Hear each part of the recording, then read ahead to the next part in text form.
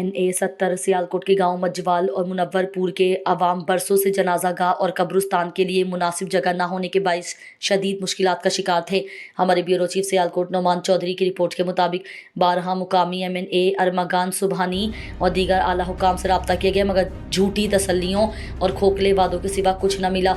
अवाम की मुश्किलात को नज़रअंदाज करने वाली हुकूमती बेहिसी का नतीजा ये निकला कि गांव के गयूर और गैरतमंद आवाम ने किसी सियासी सपोर्ट के बगैर अपनी मदद आप के तहत चंदा इकट्ठा करके जनाजा गाह और कब्रिस्तान की 4 दीवारी का काम खुद ही शुरू कर दिया। सबसे बड़ी बात यह है कि ये तमाम काम आवाम अपनी जेब से कर रहे हैं। किसी हुकूमती इदारे या सियासी शख्सियत ने कोई मदद नहीं की।